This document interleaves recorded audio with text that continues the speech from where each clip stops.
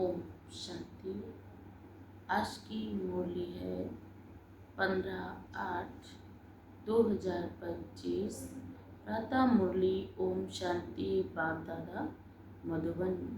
मीठे बाबा के मधुर महावाक्य हैं।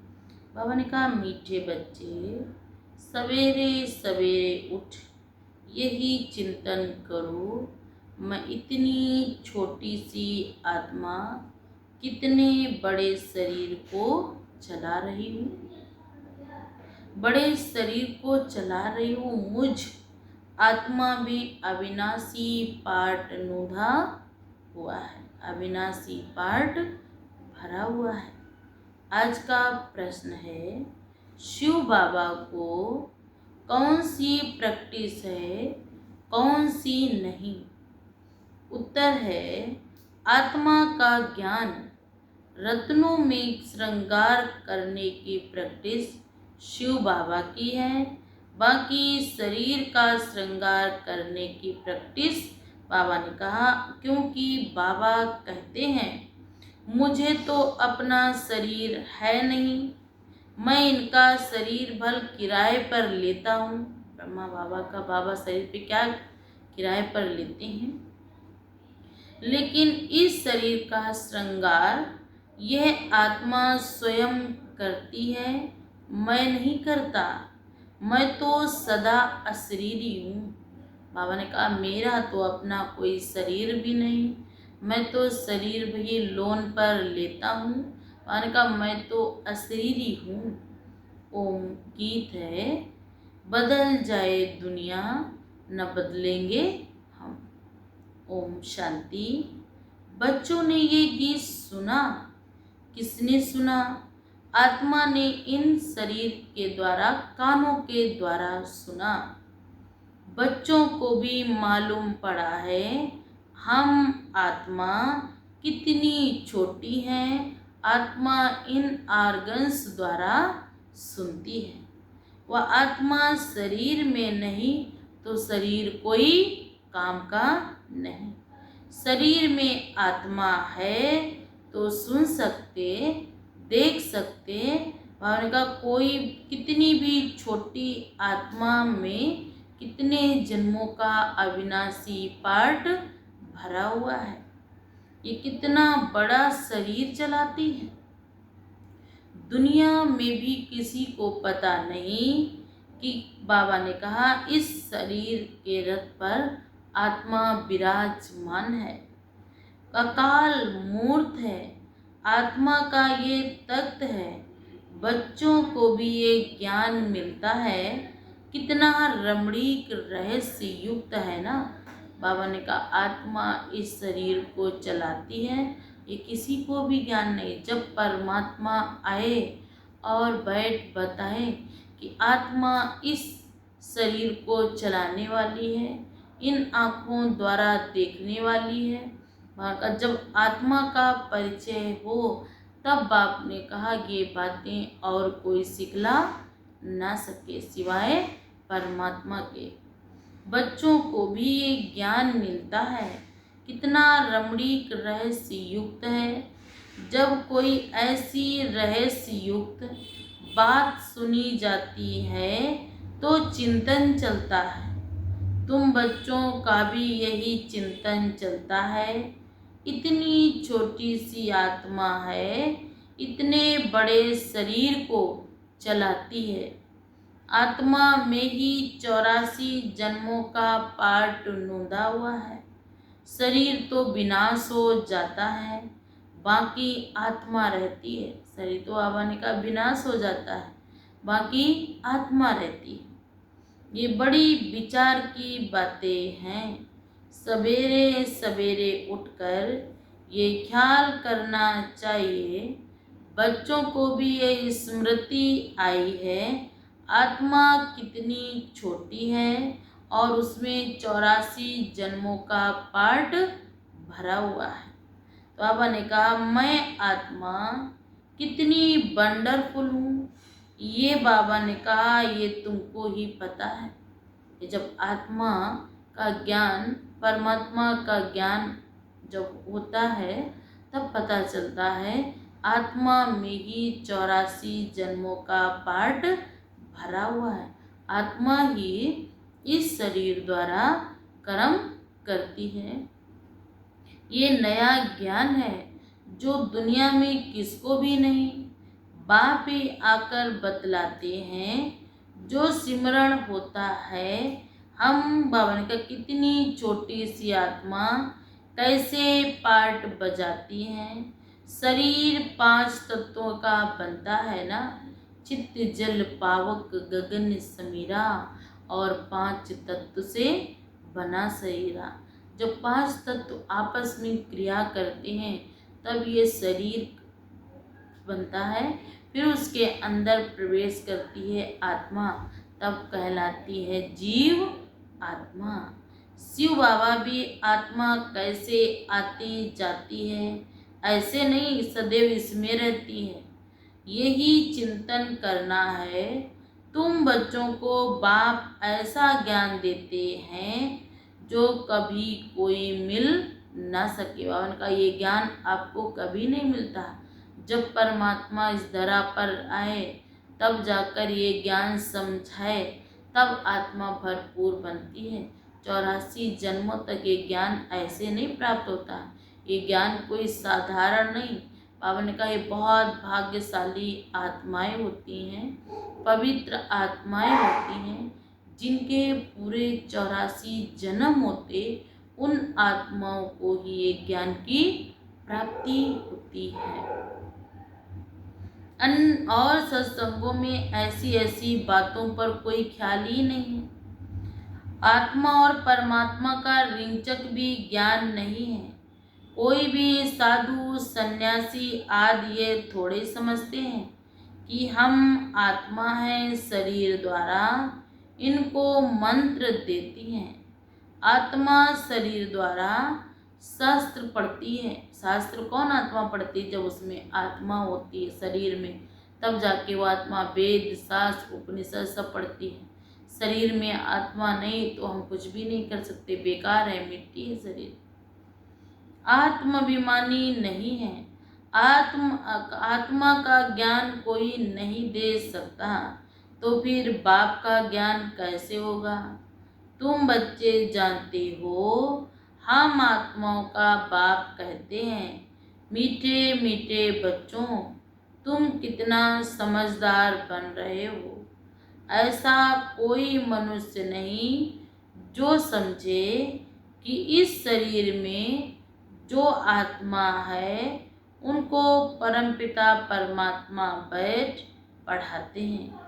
कितनी समझने की बातें हैं, परंतु फिर भी धंधे आदि में जाने से भूल जाते हैं।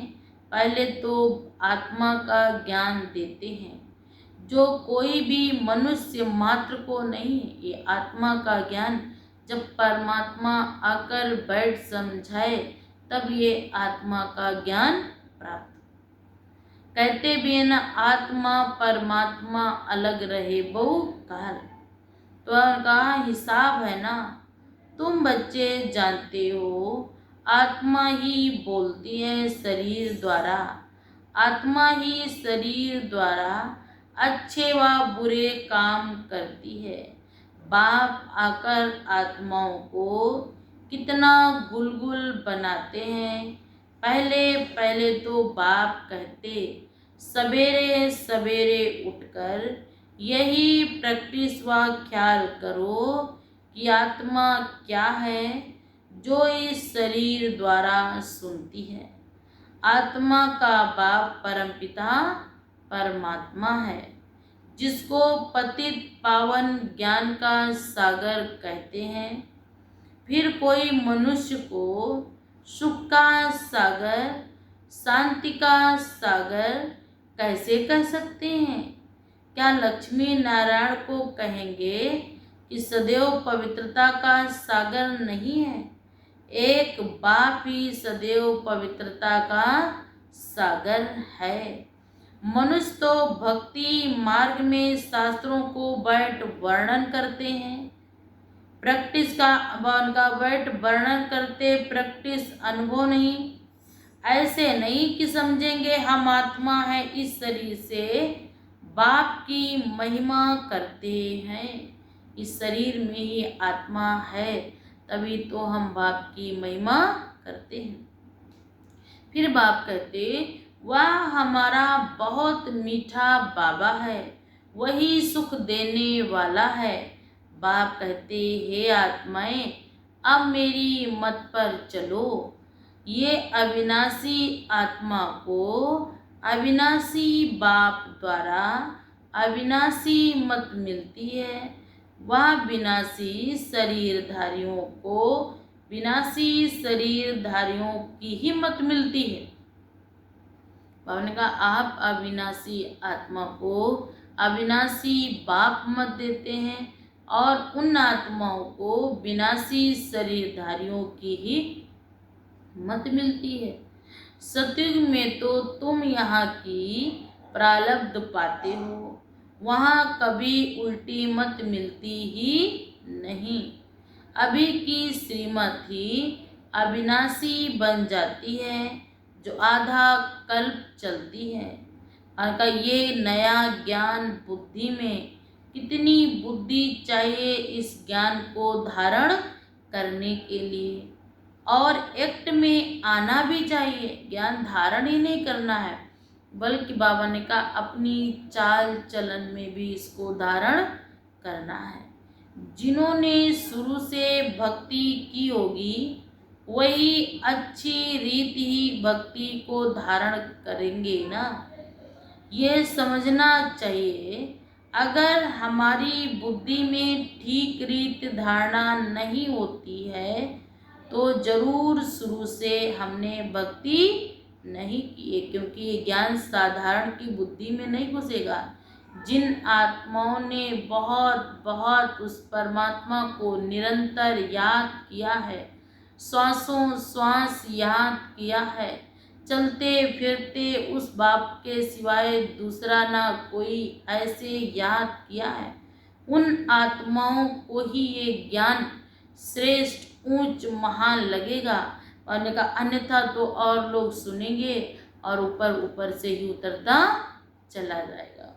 और उनका बाप समझाते हैं, बाप से पूछो, क्योंकि बाप है अविनाशी सर्जन।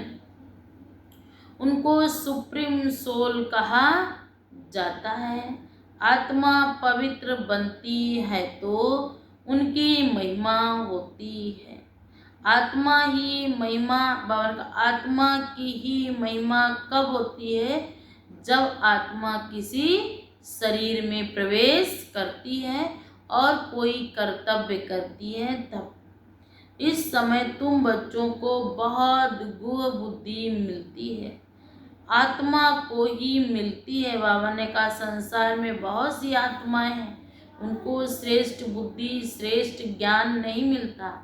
श्रेष्ठ बुद्धि श्रेष्ठ ज्ञान पवित्र आत्माओं को, शुद्ध आत्माओं को ही बाप बैठ समझाते।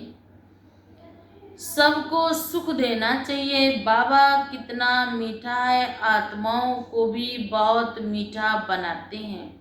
आत्मा कोई भी अकर्तव्य कार्य न करे, ये प्रैक्टिस करनी है। चेक करना है कि मेरे से कोई अकर्तव्य तो नहीं होता है। शिव बाबा कभी अकर्तव्य कार्य नहीं करेंगे, नहीं वह आते ही हैं उत्तम से उत्तम कल्याणकारी कार्य करने के लिए। सबको सद्गति देते हैं। तो जो बाप कर्तव्य करते हैं, बच्चों को भी ऐसा कर्तव्य करना चाहिए, ये भी समझाया है। जिसने शुरू से लेकर बहुत भक्ति की है, उनकी बुद्धि में ही ये ज्ञान ठहरेगा। अभी भी देवताओं के ढेर भक्त हैं, अपना सिर देने के लिए भी तैयार हैं। सिर्फ भगवान के उन्हें दर्शन मिल जाए, दर्शन मात्र से वो अपने आप की जान तक देंगे। लेकिन क्या चाहिए उन्हें? परमात्मा के दिव्य दर्शन। पिछाड़ी में कम भक्ति करने वाले लटकते थे, उनकी महिमा गाते हैं। उनकी फिर बाबा ने उनका तो स्थूल में सब कुछ देखने में आता है, यहाँ तुम हो गुप्त, तुम्हारी बुद्धि में सृष्टि के आदि मध्य अंत का सारा ज्ञान है।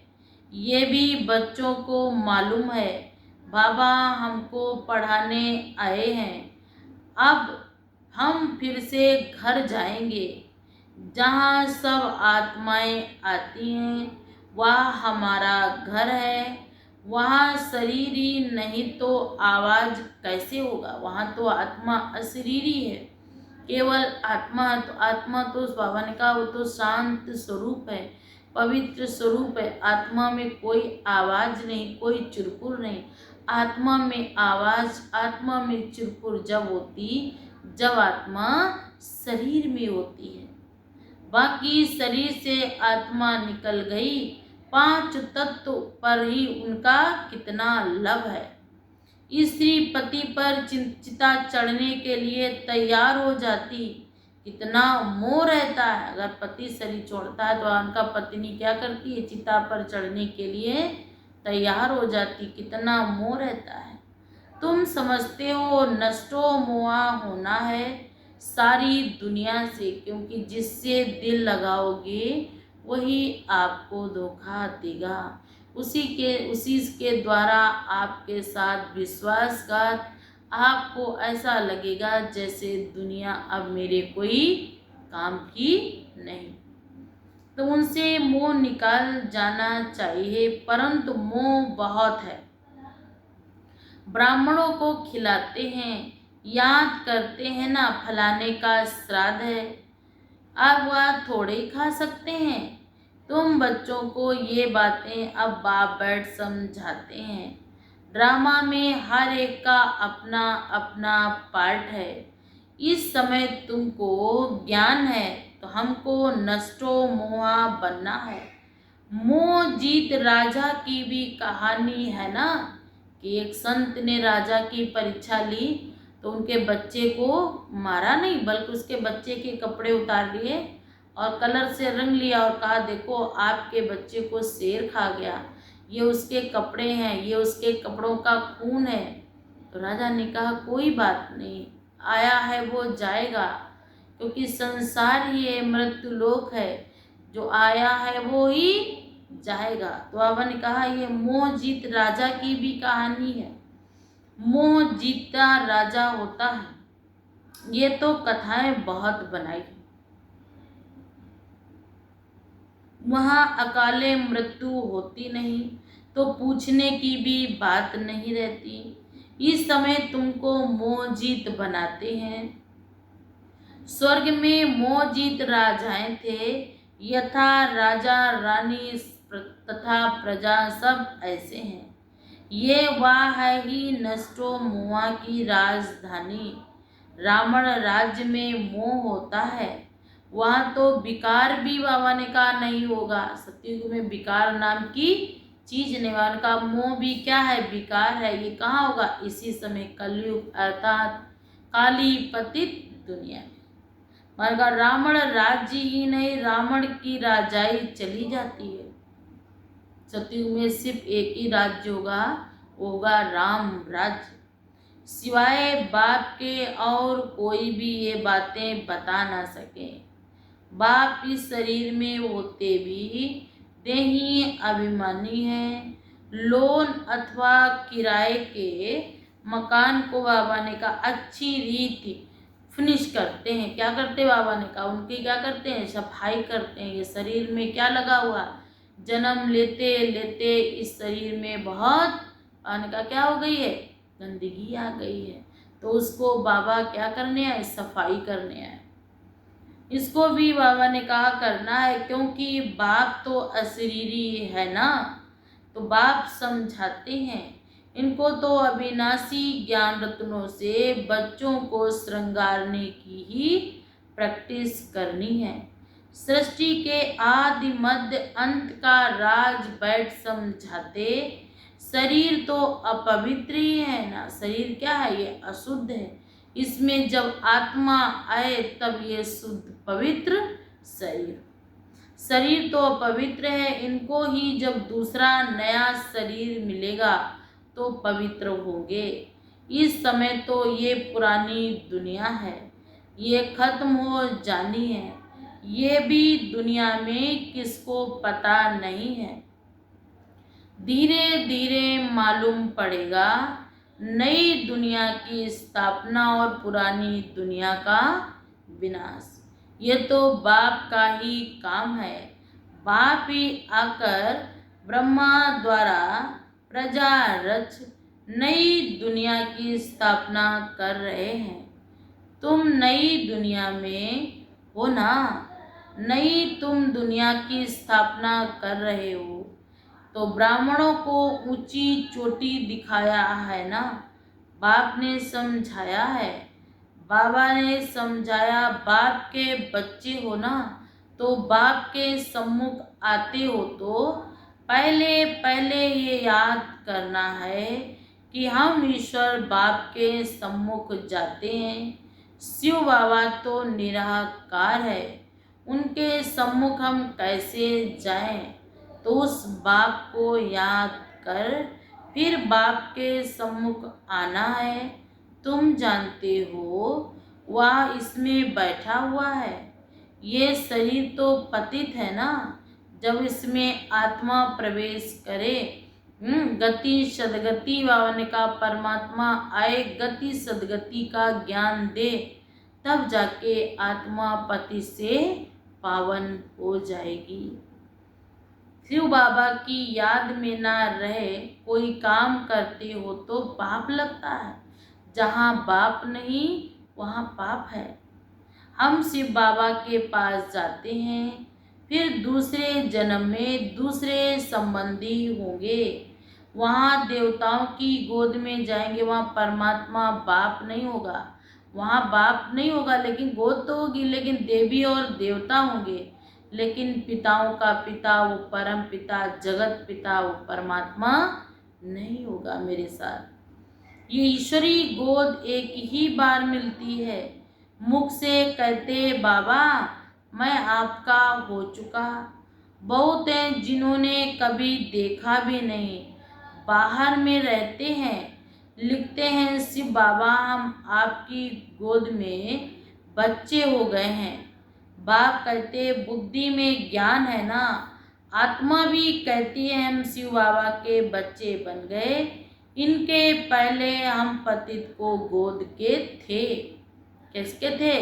पतित की गोद। जैसे मुझे बाप मिला तो हम क्या बन गए? पतित पावन। ये जन्म दुर्लभ जन्म है, बड़ा अनमोल जन्म है। हीरे जैसा तुम यहाँ आकर संगम पर बनते हो। संगम युग कोई उस पानी के सागर और नदियों को नहीं कहा जाता जहाँ रात दिन का फर्क है। संगम अर्थात बावन का संगम युग पर बावन का एक तरफ है सृष्टि, पुरानी सृष्टि का विनाश, और दूसरी तरफ है नई सृष्टि की स्थापना। रात दिन का फर्क है। ब्रह्मपुत्रा बड़े ते बड़ा नदी भी है ना, इसको ब्रह्मपुत्रा नदी कहते हैं, जो सागर में मिलती है। नदियाँ जाकर सागर में मिलती है ना।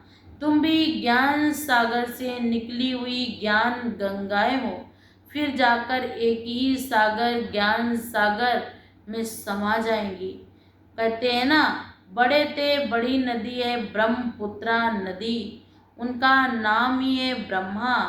सागर से इनका कितना मेल है। तुमको मालूम है नदियाँ कहाँ से निकलती? सागर से ही निकलती हैं, फिर सागर में पड़ती हैं। सागर से मीठा पानी खींचते हैं। सागर के बच्चे सागर में जाकर फिर समा जाते हैं। तुम भी ज्ञान सागर से निकली हो, फिर वहाँ सब चली जाएंगी जहाँ वहाँ रहते हैं। वहाँ तुम आत्माएं भी रहती हो। ज्ञान सागर आकर तुमको पवित्र मीठा बनाते हैं।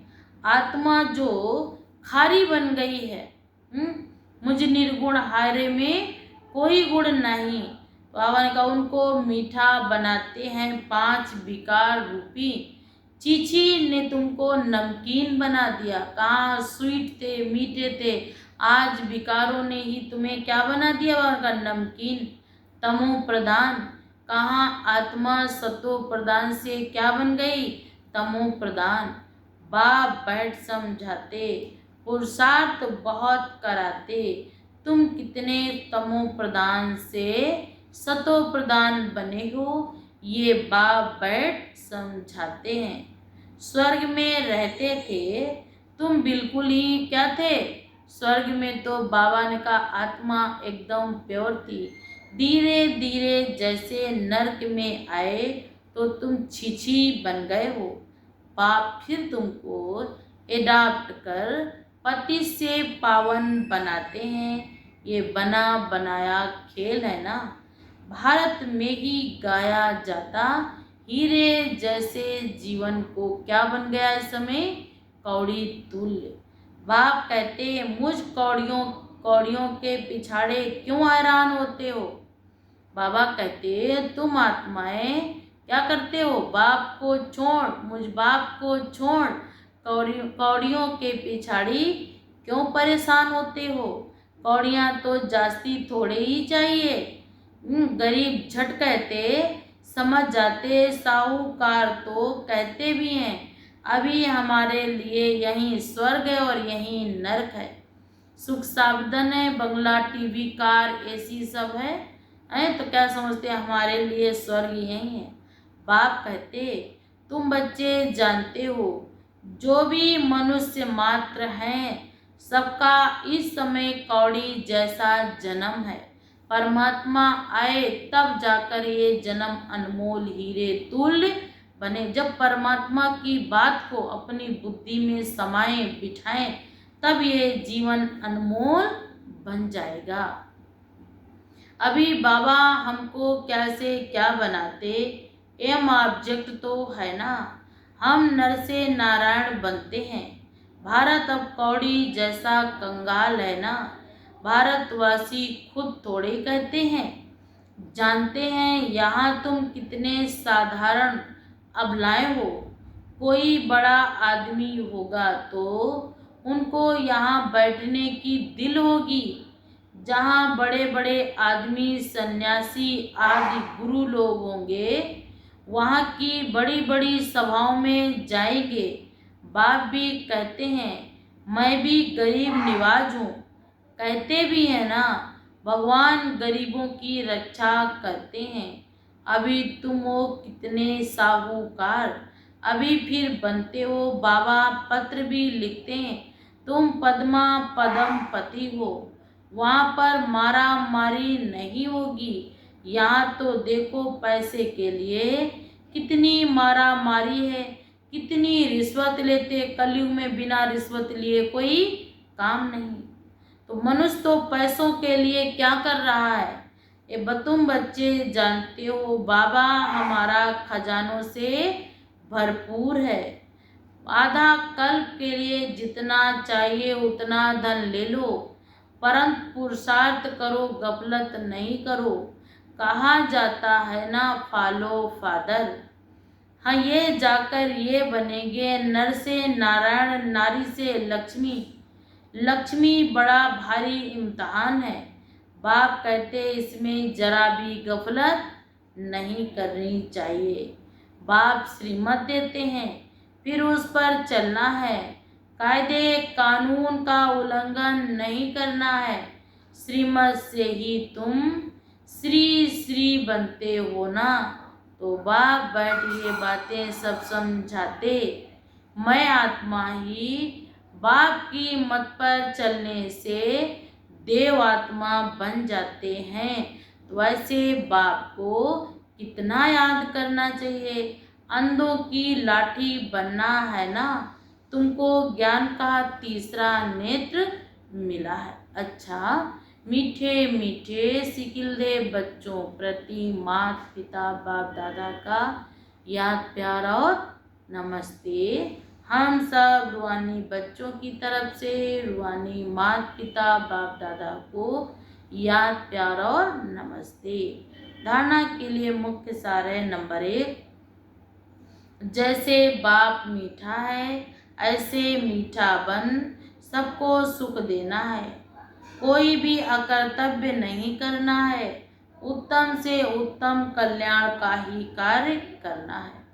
नंबर 2, कौड़ियों के पिछाड़ी हैरान नहीं होना है, पुरुषार्थ कर अपनी जीवन हीरे जैसी बनानी है, गफलत नहीं करनी है। आज का वरदान है, निश्चय रूपी पांव को अचल रखने वाले सदा निश्चय बुद्धि निश्चिंत भव। आज का भावार्थ है, सबसे बड़ी बीमारी है चिंता।